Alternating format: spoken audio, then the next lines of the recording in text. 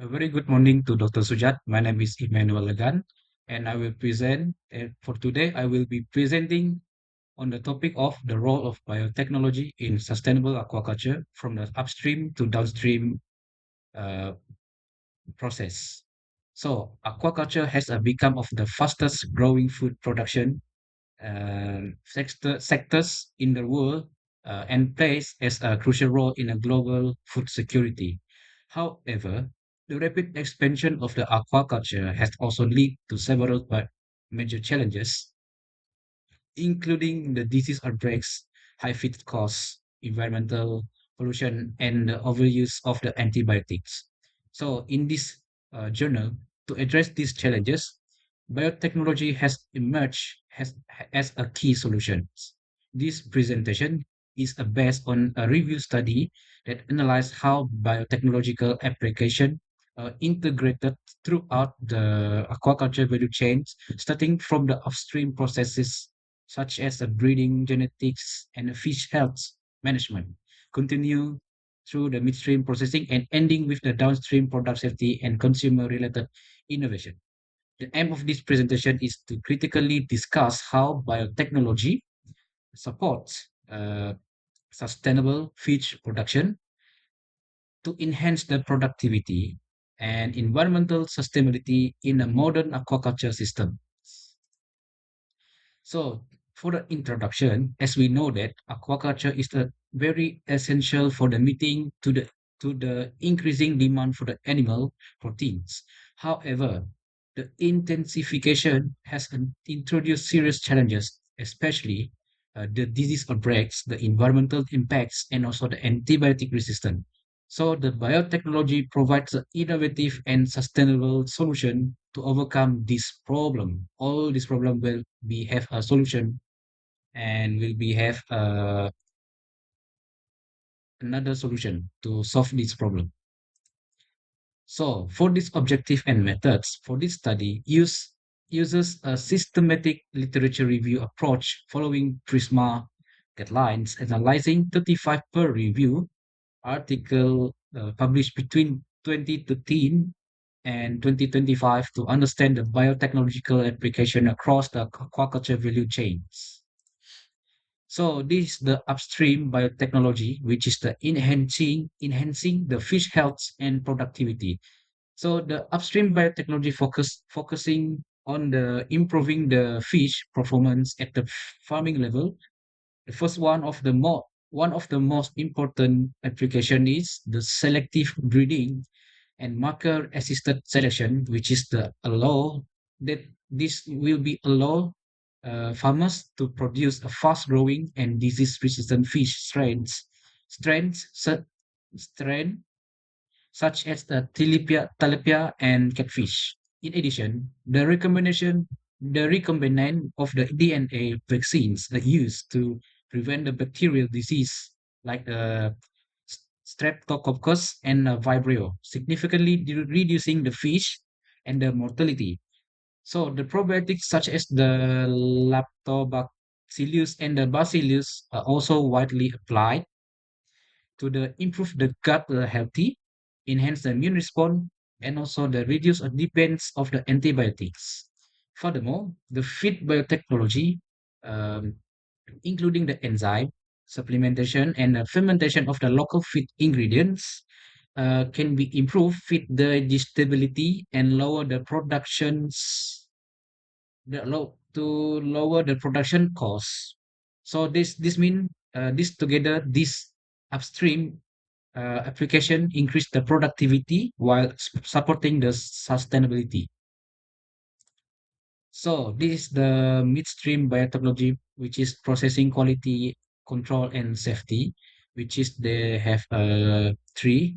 So the midstream of biotechnology focus on the post-harvest handling and processing molecular diagnostic tools such as qPCR and LAMP enable rapid detection of the pathogens in the fish products, ensuring the food safety in preventing contaminated products from the entering the markets. So the enzymes assisted processing is used to improve the fish texture, yield, and also the sensory quality during the filleting, and processing.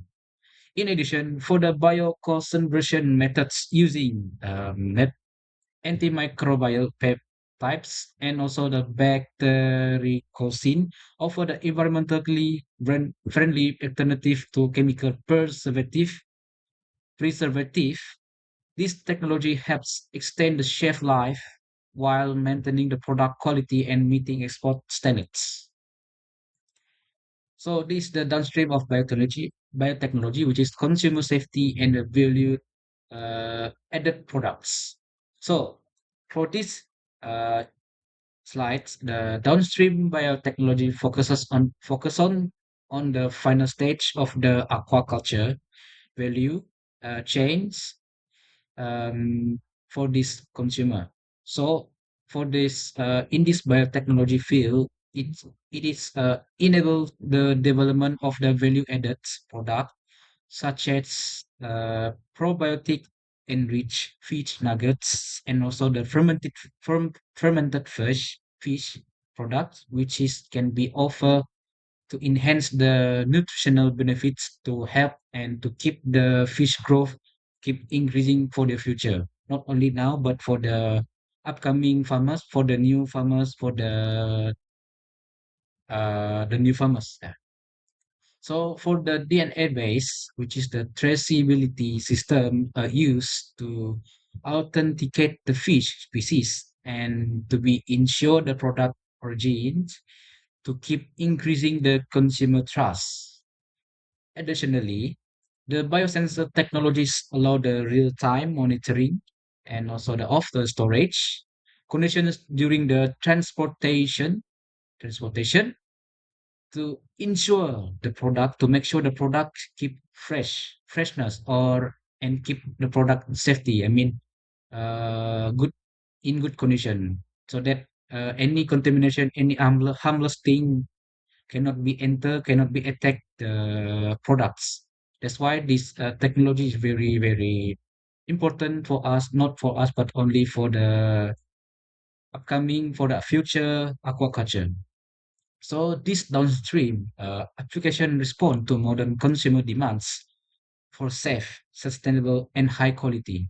This means we need good or high or advanced biotechnology to improve our aquaculture industry, especially for the food consumer, which is we need to keep the food in good condition and keep the food in a freshness and also fresh and safe, so that human or anything that living in this world can eat, can enjoy the food without getting a sick, without getting illness. Yes. So this is the table for the problems and the biotechnological solution, which is two. The first one is aquaculture issue, and the second one is a biotechnological solution. So for this part is the biotechnology directly addresses several major challenges in aquaculture, which is the disease outbreaks control using vaccines and probiotics, while the high feeds cost reduced through the fermentation of local feed ingredient. So for the environmental pollution is mitigated through biofloc technology and recirculating system, which is can improve the water quality and it reduce the water discharge. So this mean for this environmental pollution, this can be used through the biofloc technology because biofloc, as we know, what I know is that biofloc have a good bacteria to keep the water, to keep the environmental of the fish in good condition. They keep the water quality in good condition, the pH, the DO, the salinity, and so on. And of course, the recirculating aquaculture system, which is RAS, it also helpful and always be used for all the aquaculture operation because this system is really really important and helpful to produce a good fish, quality fish, to improve the water quality and also the can reduce the water discharge. So importantly, the use of probiotics and immune stimulants can help the reduce the antibiotic dependency to addressing the global concern about the antimicrobial resistance. That means the use of probiotics really important for us, which is the immunostimulants can help to reduce the dependency of the antibiotics because it can teach us do not to depends on the antibiotic dependency. So this is the emerging the for future biotechnologies, which is future trends. The several emerging biotechnologies show a great potential for the future of the aquaculture, which is the CS9 gene editing allows the precise genetic improvement, while the RNA interference can be used to control virals. So which is the RNA interference, the metagenomics, and also nanotechnology biosensors. In the conclusion, biotechnology plays a strategic role in the transforming the aquaculture into a more sustainable, efficient, and resilient food production system. By the integrating the biotechnological application from the upstream processes such as a genetic improvement and the fish health management to downstream processing, the quality assurance and the consumer safety, which is the aquaculture system, can be effectively address the major challenges, including the disease outbreaks, the feed inefficiency, the environmental degradation, and also the antibiotic resistance. So that's all from me. Thank you very much.